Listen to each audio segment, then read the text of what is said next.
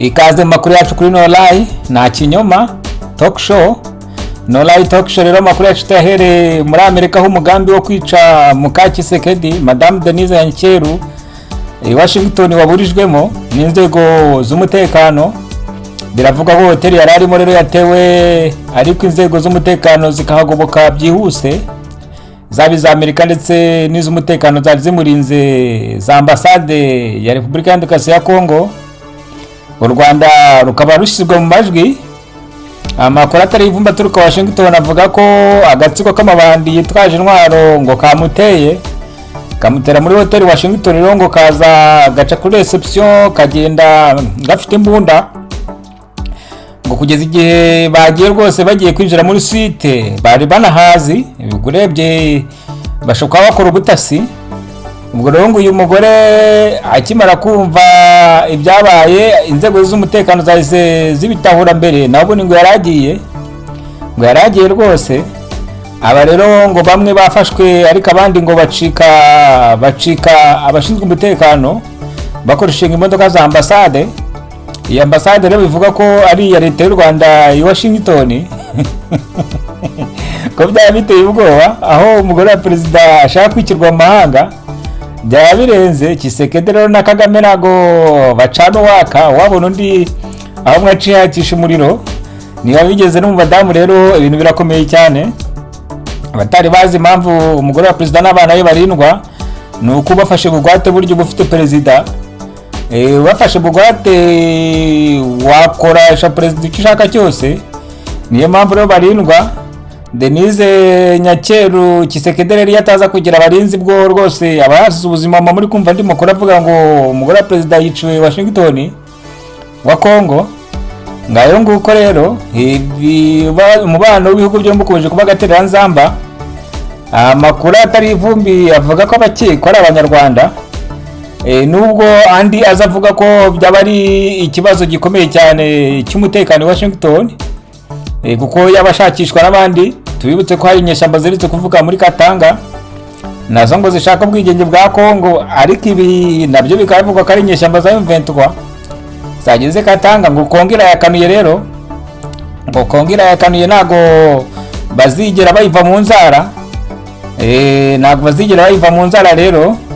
Hagati aho tukiri ku kibazo cya Kongo, M23 irashinjwa kwicira abantu muri za kontineri. Muri za kontineri rwose M23 irashinjwa gufungira abanyamakuru no kubica no kubahohotera, kubakorera iyicwa rubozo muri kontineri. Reporters Sans Frontières cyangwa se umuryango w'abanyamakuru batagira umupaka ibashinja kwica no gushimuta no kurigisa abanyamakuru. Satellite rero zigaragazwa n'uyu muryango w'abanyamakuru batagira umupaka zigaragaza ko Safe House cyangwa se aho M23 ikorera ibaga ishimuta n'ihohotera ry'abantu akenshi bikorera mu kontineri yagiye ishira muri Goma mu bice bitandukanye. Uyu so mwihariko wa M23 kuko no muri 1994 ngo kontineri zakoze ishyano mu Rwanda, kuko ngo abantu bazijyagamo ubushiye burimo bagashya bagashira ku buryo n'intoki zavagaho. Rero ibyo bintu ngabona ibyo byimukiye Kongo. RCF yamagarira umuryango mpuzamahanga gufatira ibihano M23 kuko ibyo bintu bibangamiye uburenganzira bwa muntu ndetse bikomeye cyane. Kubiyo mpamvu rero RCF itabariza abanyamakuru bafashwe, ndetse ikavuga ko n'abanyamakuru usibye abanyamakuru nka Mutisikovia ngo nta munyamakuru wigenga ukandagira Goma ngo bafite umutekano. Ngayo nguko rero ibya Kongo n'ubundi ntago twabivaho tutarabwira ko Minisitiri w'Abanyamahanga Nduhungirehe aracyavuze y'abahanda ngo genocide muri Kongo iravuze ubuhuha. Nyamara ibi rwose abanyamurenge babyamagaye bivuye inyuma bavuga ko genocide iri mu mutwe wa Nduhungirehe na leta ye. Na genocide ihari ngo niyo yaba kandi ngo ni Nduhungirehe na leta ye bayitera.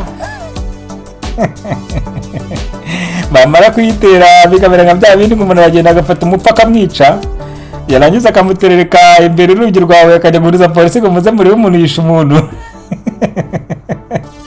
Ubwo genocide ngibaye inahari waba ari gukora Nduhungirehe na FCM 23 RDF ngayo nguko rero amakuru atari ivumbi. Ndibutse ko mukurikiye ikiganiro cyitwa No Lie Talk Show. Nta kinyoma, dukubitira ikinyoma hakubuye, turwanya ibinyoma muri politike n'ubuhenda abana bwinshi. Tuyibutsa ngo mukoreshe ya subscribe na like. Hanyuma ikindi mujye mu bamambure bacu mudutera inkunga itangazamakuru ryigenga kandi rikorera mu mucyo, ritanigwa. Itangazamakuru niryo rizakugezaho amakuru akubatura. Nkuba amakuru ntandi wayasanga no mu Rwanda nawe wabona kuko mu Rwanda ho bahita bakufungira aho umwana ariranyura niyumve. Ariko twe twiyemeje gufata izo risk, niba mugomba kwiyandikisha mu bamambure bacu ku madolari ane yawe na 99 ushaka kutwira umwambure w'imena, no ku madolari 14 na 99 rwose uzaba utubyaye, uzaba uteye inkunga demokarasi n'ubwisanzure mu Rwanda. Reka twikomereze rero abazamambure kandi bafite ibintu byinshi tuzabashiraho. Hari n'amakuru live dukora abagenewe gusa. Nimukoreshe ya subscribe na like, ndetse mukore na subscribe kuri kuba membership bacu.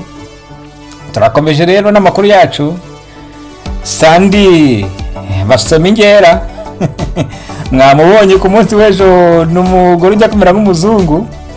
Amakuru atari ivumbi nuko uyu Sandi basoma ingera ari umubirigi w'umunyarwanda, afite umubyeyi umwe w'umunyarwanda akagira undi mubyeyi w'umubirigi. Uyu rero amakuru atari ivumbi avuga ko yaje kuzanwa muri leta na connection za Jeannette Kagame, agirwa umunyabanga uhoraho muri Minisiteri ya Siporo mu Rwanda. Ku munsi w'ejo rero mwarayibonye ubwo Kagame yamuhagurukizaga n'undi muhungu warimo amusemurira. Kagame utazi n'abanyamabanga ba leta bahoraho muri za minisiteri amuhugurutsa ziko ari gusakuza kandi ahubwo bari kumusemurira. Ikibazo kiragira kiti rero uyu Sandi rero umunyamabanga wa leta uhoraho muri Minisiteri ya Siporo mu Rwanda, nyamara nta Kinyarwanda avuga cyangwa ngo acyumve. Ikibazo kiragira kiti uyu muntu what the fuck is she doing muri Minisiteri y'Abanyarwanda ikorera Abanyarwanda bavuga Ikinyarwanda, iri mu Rwanda ariko atavuga Ikinyarwanda. Kagame nubwo abayisararanga mugani asuzugura Abanyarwanda, abazanira abantu badafite aho bahuriye n'igihugu ngo babakorere, kandi Abanyarwanda barabuze akazi ari benshi. Tubibutse ko nta muntu n'umwe mu mateka y'isi usibye u Rwanda rubikora. Nta muntu n'umwe ujya gukora mu nzego z'ubutegetsi za leta zikomeye atavuga ururimi rwaho. Ibi ni sakirire mu mateka y'isi, nta nindi ndabibona sino kuvuga ngo twanga abanyamahanga. Reka ibi ni sakirire ya politike abantu bakwiye guciraho iteka. Gufata umunyamahanga akaza gukorera Abanyarwanda, akazi k'Abanyarwanda mu Banyarwanda ariko batakivuga, ibi byakwiye gutera isoni Kagame. Ibi ntago twita ngo ni umunyarwanda w'ubirigi ngo amateka. Reka igitangaje rero uyu mugore ngo Sandi basoma ingera cyane ababashe n'abantu bo muri opposition, nuko yaje yivugisha ko ari accountability ngo ibyo Kagame yamukoreye ngo nagaragazwa ngo ni accountability, ngo ikindi kandi ngo ni inkotanyi cyane, ibintu by'ubugoryi gusa biraho. Ikindi ngo akunda igihugu. Abanyarwandakazi, Abanyarwanda baragowe, barapfushije neza. Nk'uyu Sandi basoma ingera ubundi yagakwiye guhita ava muri Minisiteri akabanza kujya kwiga Ikinyarwanda, yamara kukimenya akabona agasavinga Abanyarwanda. Murabyumva ko iki ni ikibazo. Ntushobora gufata igihugu n'inzego zacyo za muri za minisiteri n'ahandi ngo uzishiremo abantu batavuga ururimi rwaho, baranza bakaza kuvuga ngo urabona ngo ibintu ngo nibyo ngo ni sawa ngo nibyo bintu bikwiriye. Reka urabyumva gute? Duhe nawe igitekerezo cyawe. Wumva abantu bakwiye kuza muri za minisiteri bakivugisha bagira ngo mama wararaye, nta Kinyarwanda bavuga, baraza bakaza kubwira abantu ngo nibo bakunda igihugu kubarusha. Umuntu nk'ubu Sandi basoma ingera akaza akabwira No Lie Talk Show ngo mwebwe rero ngo ntago mukunda igihugu, ngo ubu ni ngikunda igihugu cyane. Nta n'Ikinyarwanda avuga. FPR aba kabisa nta kigenda. Ngayo nguko rero amakuru yacu yo mu kanya ku saa 7 turababwira ibya umunyapolitike Kansinge aho yifatiye ku gahanga Kagame umunyapolitiki utavuga n'umutegetsi uri mu ishyaka ishema ry'u Rwanda. Uyu ni Claire Kansinge, turaza kubikora ko amakuru yacu akurikira, ntuze gucikwa rero. Turababwira ko kandi Volkswagen rwa ruganda rw'Abadage ruvuga ko rwazanye imodoka mu Rwanda, ikibazo cyabwo nabyo cyakomeye cyane nyuma yo gushyirwaho, nyuma yo gufunga ariko rwashyizweho poresha ngo ruvuguruze abanyamakuru ko rugifite ibikorwa mu Rwanda kandi byagiye kera. Turaza kubigarukaho naho rero turaza kugaruka ku musaza Tito Rutaremara ukomeje kuvuza iy'abahanda mu ntambara ya Iran yirengagije ibyiwe. Naho mu kanya rero ayo makuru yandi turasubire mu kanya. Uwiteka bari namwe, turasubire.